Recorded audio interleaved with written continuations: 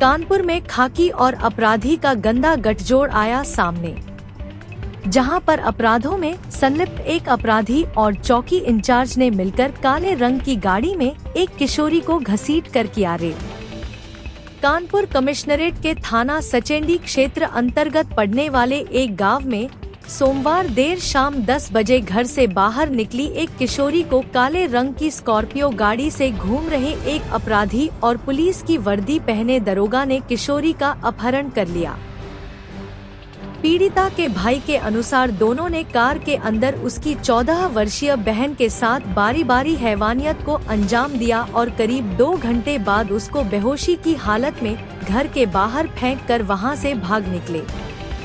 घटना की जानकारी पीड़िता के भाई के द्वारा डायल 112 पर सूचना दी गई। पुलिस जब पीड़िता और उसके भाई को कार्रवाई के लिए चौकी पर लेकर गई तो उसके भाई ने बताया घटना में एक पुलिस कर्मी भी शामिल है, तो उन दोनों को वहां से भगा दिया गया। मंगलवार को पीड़िता और उसका भाई शिकायत लेकर थाना स्तर पर पहुंचे। पीड़िता के भाई ने आरोप लगाया है थाना स्तर पर भी उसकी शिकायत कई घंटे तक दर्ज नहीं की गई। जब उसने इसकी शिकायत पुलिस के बड़े अधिकारियों से की तब जाकर मुकदमा दर्ज हुआ।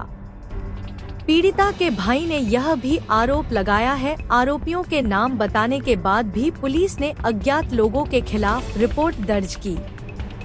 पीड़िता के अनुसार जब वह रात को शौच के लिए 10 बजे घर से निकली तो काले रंग की स्कॉर्पियो सवार 2 लोगों ने उसे कार अंदर खींच लिया, जिसमें एक पुलिस वाला भी था। दोनों आरोपी उसे सचेड़ी क्षेत्र में रेलवे ट्रैक के किनारे एक सुनसान जगह पर ले गए। दोनों ने ही उसके साथ गाड़ी के अंदर एक कर रेप किया।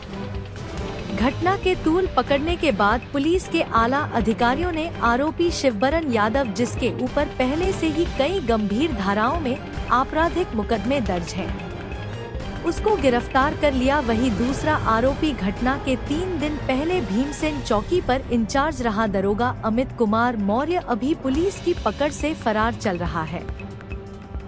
पुलिस ने पीड़िता का डॉक्टर के द्वारा चिकित्सीय परीक्षण कराकर मजिस्ट्रेट के सामने पेश करते हुए पीड़िता के साथ हुई घटना के संबंध में कलमबद्ध बयान दर्ज करवाए हैं।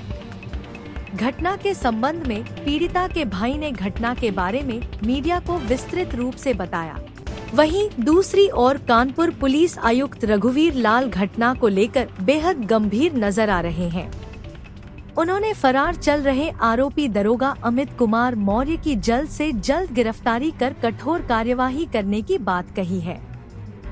हमारी बहन जो है शौच के लिए गई और काली स्कॉर्पियो वहीं रात में घूम रही थी, एक पल्सर बाइक। 2 लोगों ने अपहरण किया बहन का और रात में हम लोगों को पता नहीं था। जब हम लोगों को पता चला हम लोग ढूंढने गए तो रात में काली स्कॉर्पियो और पल्सर बाइक से घूम रहे थे। तो एक लड़का जो है गांव के बगल का गांव का नाम था चंदनपुर, उस गांव का लड़का था वो, उसका नाम शिवरण था। तो वो लड़के से हमने पूछा भैया आप रात में यहाँ क्या कर रहे हो, तो बोले कि तुम यहाँ पे क्या कर रहे हो। उनके साथ एक और लोग और थे, वो पुलिस अंकल थे, तो मतलब कैप वैप पीछे रखी थी उसकी। तो हम बोले उतर के आए क्या, हमने कहा नहीं भैया हमारी सिस्टर खो गई उसी को ढूंढ रहे हैं। तो भैया बोले ठीक है आप लोग जाओ घर। फिर आधे घंटे 45 मिनट तक वो स्कॉर्पियो वहीं पे खड़ी थी। फिर इसके बाद बहन हमारी उल्टा सीधा करके घर आई, रोने लगी। तो हमने पूछा उससे घर आने पे कि बहन तुम कहाँ थी, तो उसने बताया कि भैया हम गए थे शौच के लिए। हमें पीछे से मुंह बंद करके हमें 2 लोगों ने उठा के गाड़ी में बंद करके उधर रेलवे के किनारे ले गए और हमारे साथ मतलब गंदा काम वगैरह किया। फिर इसके बाद बोले कि मतलब अगर घर पे बताओगे तो जान से मार देंगे तुम्हें। वर्दी में थे लेकिन भैया वो मतलब वहीं पे खड़े थे, तो हमने पूछा उनसे कि मतलब किस लिए हो, तो भैया बोले कि मतलब कि उतर के आए क्या, तो हम लोग चले गए वहां से घर। हाँ वो गाड़ी के अंदर थे और वो लड़का भी था। नहीं नाम हम कुछ नहीं देखा था उन, और वो लड़का जो था वो बगल के गांव का था, उसका नाम शिवकरण था। फिर बहन आई तो उसने बताया कि भैया हमारे साथ ऐसा ऐसा बात है, तो हमने रात में 100 नंबर को फोन किया। फिर प्रशासन घर आई, फिर सुबह जो है चौकी गए तो चौकी में वो लड़का मौजूद था। तो बहन ने उसको देखा तो तुरंत पहचान लिया, बोली भैया इसी ने हमारे साथ गलत काम मतलब गलत संबंध बनाया और जान से मारने की धमकी दी। और फिर जब हम सुबह चौकी से थाने के लिए आ रहे थे तो उसके भाइयों ने हमें रास्ते में गाड़ी लगा के जान से मारने के 2-4 थप्पड़ मारे, गाली दी, तब फिर हमने 100 नंबर किया फ़ोन। पुलिस ने बोला कि थाने चलो वहीं रिपोर्ट मतलब दर्ज होगी। तो जब रात में जब वो पुलिसकर्मी और पल्सर बाइक वाला लड़का गया है तो बहन ने बाद में हमें बताया है, तो वही लड़का निकला है। तो सुबह रात में ही हमने फ़ोन किया है फिर पुलिस को। फिर सुबह चौकी बुलाया, चौकी गए तो वहाँ पे जाने के बाद फिर सुबह ही जब थाने आ रहा था तो उसके भाइयों ने हमें आगे से गाड़ी लगा दी है। बोले अगर हमारे भाई का नाम आता है तो हम जान से मार देंगे। तो हमने कहा जो अगर लड़की बता रही है अगर उसके साथ गलत हुआ है, वो पहचान रही है तो उसको सज़ा ज़रूर दी जाए। हमें कोई दबाव नहीं बनाया गया, बोले थाने चलो और जो तुम्हारे साथ जो गलत हुआ है तो तुम्हें न्याय मिलेगा।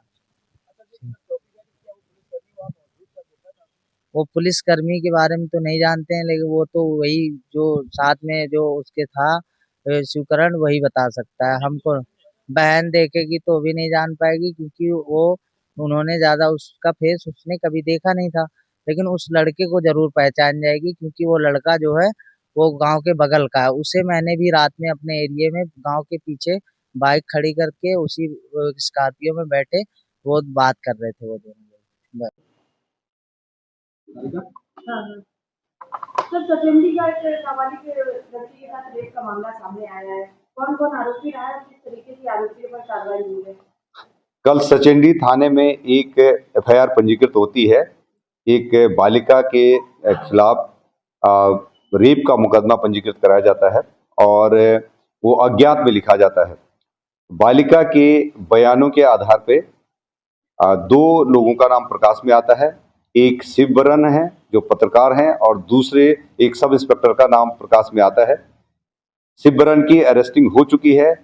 हमारे सब इंस्पेक्टर जो अमित मौर्य हैं ये अभी फरार चल रहे हैं। उनकी अरेस्टिंग के लिए 4 टीमें लगा दी गई हैं और जल्दी ही उनकी भी अरेस्टिंग हो जाएगी। महिला के जो बच्ची की जो एफआईआर पंजीकृत हुई है सही धाराओं में पंजीकृत न करने के लिए और तथ्यों के साथ छेड़छाड़ करने के लिए और सही स्थिति को वरिष्ठ अधिकारियों तक न पहुंचाने की लापरवाही के लिए थानाध्यक्ष को तत्काल प्रभाव से निलंबित कर दिया गया है। आगे की कार्रवाई जैसे मेडिकल की कार्रवाई और कोर्ट मजिस्ट्रेट के सामने जो बयान बच्ची के होने हैं वो कार्रवाई कराई जा रही है। सर खाकी पर भी दाग लगा है, तो कहीं ना कहीं आप क्या मैसेज देना चाहेंगे, किस तरीके की सख्त कार्रवाई होगी? ये खाकी में एक व्यक्ति था जिसकी विकृत मानसिकता है, उसके द्वारा एक घटना कारित करना प्रकाश में आया है। ये आरोप लगे हैं। खाकी लोगों की सुरक्षा करती है और एक व्यक्ति जो विकृत मानसिकता है उसके द्वारा ये घटना कारित की है।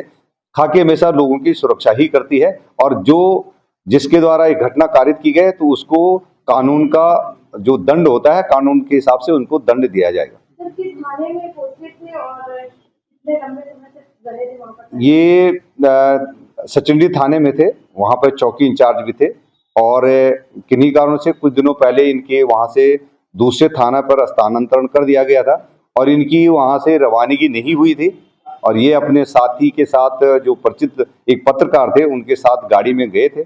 ये गाड़ी भी हमारे कब्जे में आ गई है।